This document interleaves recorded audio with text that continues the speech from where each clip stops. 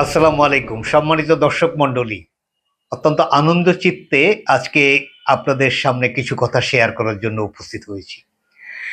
গতকাল ৩রা আগস্ট ঢাকার শাহবাগে বাংলাদেশ জাতীয়তাবাদী ছাত্র দলের একটি বিশাল সমাবেশ, পূর্ব নির্ধারিত সমাবেশ অনুষ্ঠিত হয়েছে।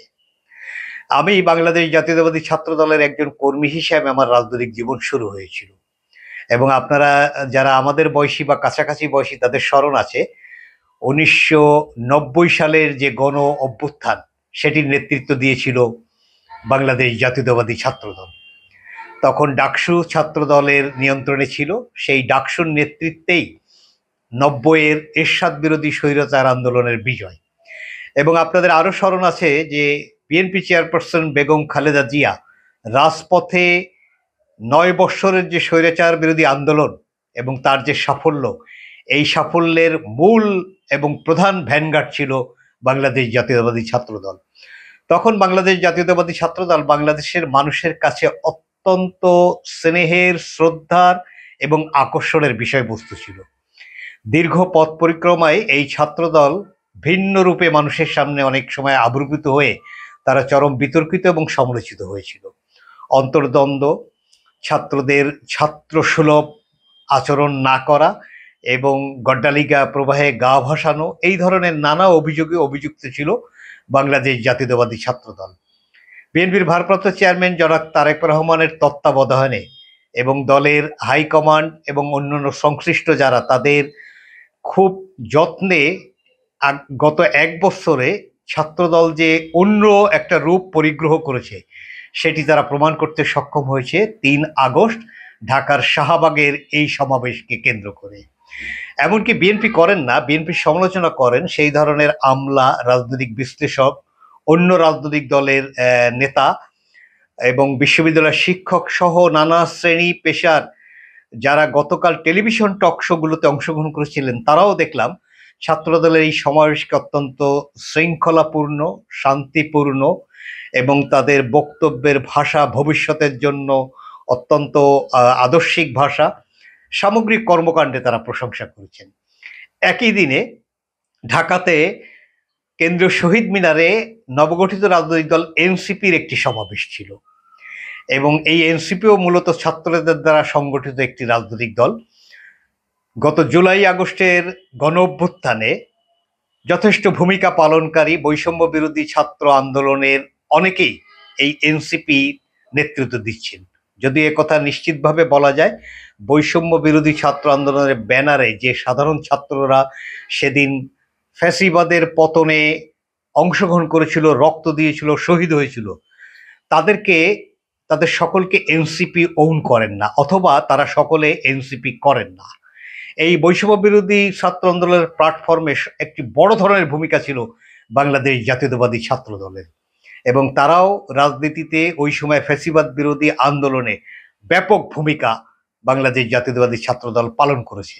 শুধু ওই জুলাই আগস্টের আন্দোলনে না, বিগত ১.৫ দশকের রাজনীতিতে জাতীয়তাবাদী ছাত্র দলের আত্মত্যাগ, তাদের প্রচুর সংখ্যক নেতাকর্মী শহীদ হয়েছে, তারা অনেকে গুমের শিকার হয়েছেন, শরীরে অসংখ্য গুলিবিদ্ধ লাশ আমরা এই এই ১.৫ দশকের যে রাজনৈতিক জার্নি তাতে আমরা দেখেছি এবং সেখানে সবচেয়ে বড় কন্ট্রিবিউট করা ছাত্র সংগঠনের নাম হলো বাংলাদেশ জাতীয়তাবাদী ছাত্রদল। সেই ছাত্রদলের সমাবেশটি গতকাল অনুষ্ঠিত এনসিপির সমাবেশের তুলনায় কয়েক গুণ বড় হয়েছে, এটি নির্দ্বিধায় স্বীকার করেছেন যারা রাজনৈতিক পর্যবেক্ষক মহল আছেন। বড় ছোটর পার্থক্য না, পার্থক্যটা হচ্ছে জাতীয়তাবাদী ছাত্রদল একটি গণসংগঠন। সেই গণসংগঠন পূর্বেই তারা এই সমাবেশকে কেন্দ্র করে ৬টি নির্দেশনা দিয়েছিল। আমি এই এপিসোডটি সমাবেশ হওয়ার আগে করতে চেয়েছিলাম, কিন্তু আমার একটি ইচ্ছা ছিল যে সমাবেশে এই ৬টি নির্দেশনা কিভাবে পালিত হয় আর একটি রাজনৈতিক ছাত্র সংগঠনের কথার কাজের মধ্যে কতটুকু মিল পাওয়া যায়, এটি আমি গভীর মনোযোগ দিয়ে পর্যবেক্ষণ করার পরে এই এপিসোডটি করবো এরকম একটি সিদ্ধান্ত নিয়েছিলাম এবং সেই মোতাবেক এই সমাবেশ অনুষ্ঠিত হওয়ার পরে আজকে আমি আপনাদের সামনে কথা বলছি। আপনারা অনেকেই জানেন যে ছাত্রদল এই সমাবেশটি কেন্দ্রীয় শহীদ মিনারে করতে চেয়েছিল। ঢাকা বিশ্ববিদ্যালয়ের অধীন কেন্দ্রীয় শহীদ মিনারে সমাবেশ করার আনুষ্ঠানিক প্রস্তুতি হিসাবে তারা প্রক্রিয়াল বডি ঢাকা বিশ্ববিদ্যালয়ে তাদের কাছে লিখিত আবেদন দিয়েছিল এবং তারা শহীদ মিনারে এই সমাবেশ করার জন্য যথাযথভাবে অনুমতি প্রাপ্ত ছিল।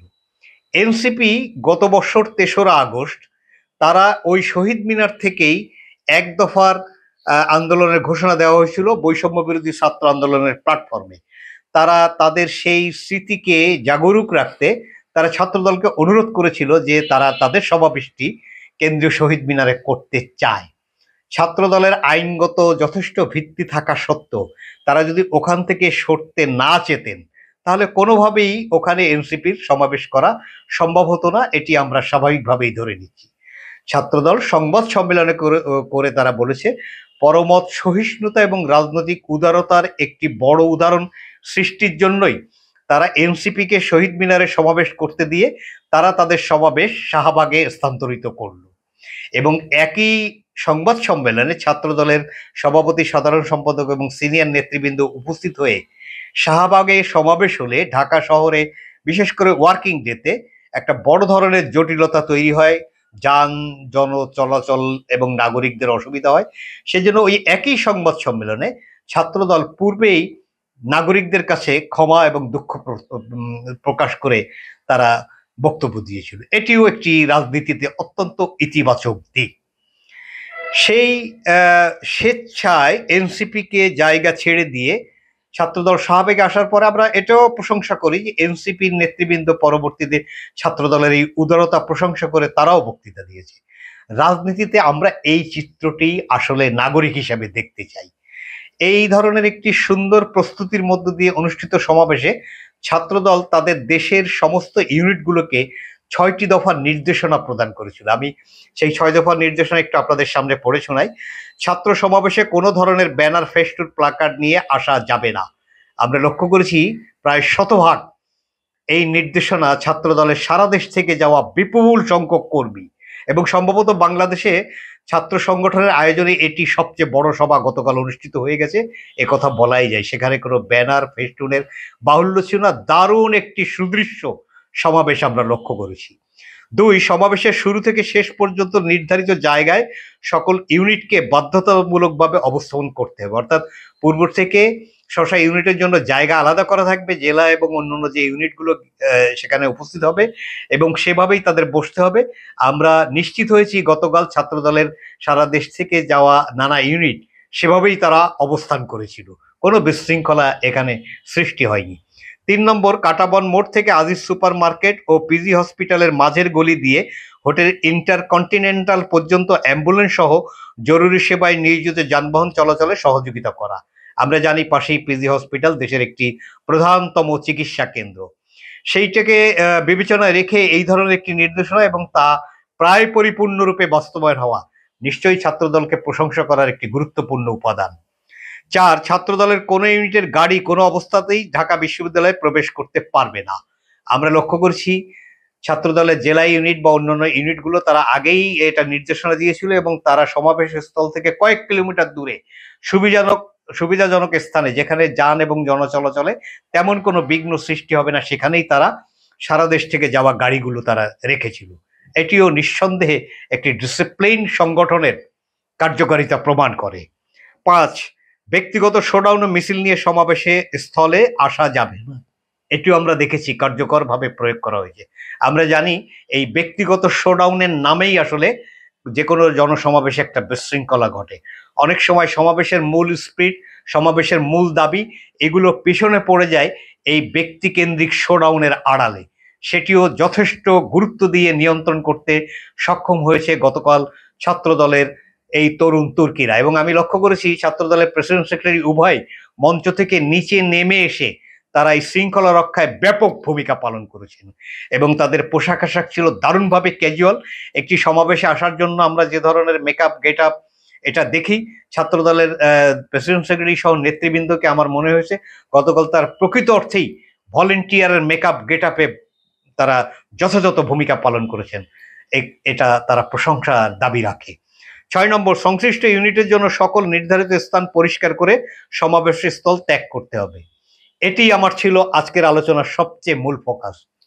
আমরা লক্ষ্য করি বিদেশে খেলা দেখতে আসা দর্শকরা তারা যাওয়ার সময় স্টেডিয়াম পরিষ্কার করে যায়, কারণ খেলা চলাকালীন সময় তারা চিপস সহ নানা ধরনের মুখরোচক খাবার, পানি ইত্যাদি তারা গ্যালারিতে নিয়ে যান এবং তারা সেগুলো উপভোগ করেন। পরে আমরা লক্ষ্য করেছি অনেক দেশের দর্শকরাই তারা এই অনুকরণীয় উদাহরণ সৃষ্টি করেছেন, তারা এই স্টেডিয়াম পরিষ্কার করেন।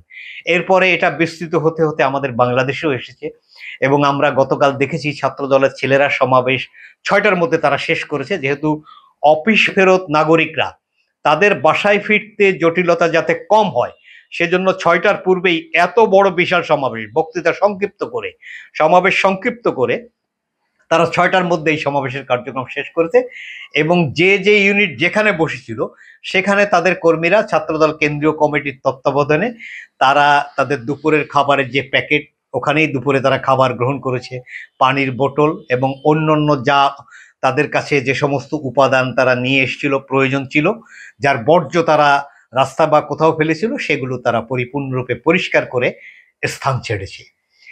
এই যে ভালো কাজের প্রশংসা আমরা যদি না করি, আমরা ধরেন ছাত্রদল বা অন্যান্য ছাত্র সংগঠনের নানা নেতিবাচক কর্মকাণ্ড নিয়ে ক্রমাগত সমালোচনা করতেই পারি, সেটি সহজ কাজ, কিন্তু ভালো কাজের প্রশংসাও যদি আমরা না করি তাহলে মানুষ ভালো কাজে অনুপ্রাণিত হবে না।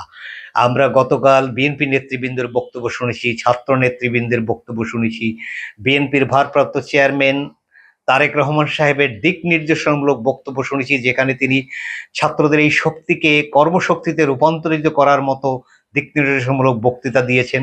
ছাত্রদলের নেতাকর্মীরা তারা 9 দফা প্রস্তাবনা সেখানে উপস্থাপন করেছেন, যেখানে বিগত দিনের ছাত্রলীগের যে রাজনীতির অপসংস্কৃতি তার বাইরে এসে নতুন সংস্কৃতি বাংলাদেশের ছাত্র রাজনীতিতে তারা প্রোভাইড করতে চান, প্রমোট করতে চান, সে ধরনের 9টি দফা তারা সেখানে উল্লেখ করেছেন। এর মধ্যে সবচেয়ে উল্লেখযোগ্য দফাটি আমার কাছে মনে হয়েছে যে তারা যে বিএনপির যে উৎপাদনমুখী শিক্ষানীতির কথা শহীদ জিয়া বলে গিয়েছিলেন, তারই আদলে তারা কর্মমুখী শিক্ষা এবং প্রযুক্তি নির্ভর শিক্ষার জন্য প্রয়োজনীয় পরিকল্পনা প্রণয়নে তারা উদ্যোগী হবেন, এ ধরনের কথা বলেছেন। আমি মনে করি জনাব তারেক রহমান সাহেব ছাত্রদলকে এই ধরনের পরিশীলিত কাজে যত বেশি ব্যবহার করতে সক্ষম হবেন, তত বেশি ছাত্রদল অপকর্ম এবং তাদের বিরুদ্ধে নিন্দা করার মতো কর্মকাণ্ড থেকে তারা বেরিয়ে এসে দেশের মানুষের প্রত্যাশা পূরণে ছাত্র রাজনীতির নতুন দিগন্তের সূচনা তারা করতে পারবে। এই ক্ষেত্রে আমার প্রস্তাবনা হলো ছাত্রদল ন্যাশনালি তারা একটি সেমিনারের আয়োজন করতে পারে,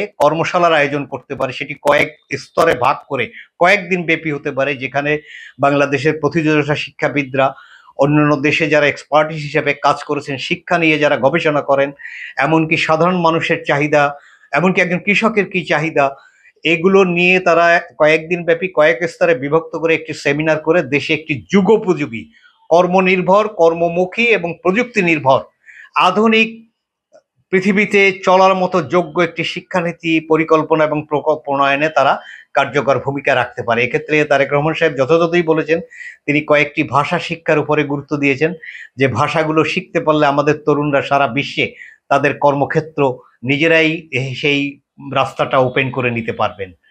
অর্থাৎ ছাত্রদলের গতকালের সমাবেশ নিয়ে অনেকগুলো ইতিবাচক দিক আমাদের সামনে এসেছে। আমি যে ছাত্র সংগঠনের মধ্য দিয়ে আমার রাজনীতির যাত্রা, যতটুকু এই মূর্খ মানুষটি যতটুকু শিখেছি তা ছাত্রদলের রাজনীতি করতে এসে এই রাজনীতির প্রতি কমিটেড হয়ে শিখেছি। সেই দৃষ্টিভঙ্গিতে আমরা বলতে চাই, ছাত্রদলের কর্মীরা, তোমাদের সামনে জিয়া, শহীদ জিয়ার মতো একজন আদর্শবাদী, একজন সৎ নেতা, একজন দেশপ্রেমিক সাহসী যোদ্ধা, তিনি তোমাদের আদর্শিক নেতা। বেগম খালেদা জিয়ার মতো একজন আপোষহীন দেশপ্রেমিক রাজনৈতিক সংগ্রামী মা তোমাদের নেত্রী। তারেক রহমানের মতো ভবিষ্যতে উজ্জ্বল স্বপ্ন দেখানোর একজন নেতা তোমাদের নেতা। এই সম্পদগুলোকে কাজে লাগিয়ে আগামীর বাংলাদেশে নতুন ছাত্র রাজনীতির নতুন রূপ তোমরা দিতে সক্ষম হবা, এই প্রত্যাশা করেই আজকে শেষ করছি। আল্লাহ হাফেজ। বাংলাদেশ জিন্দাবাদ।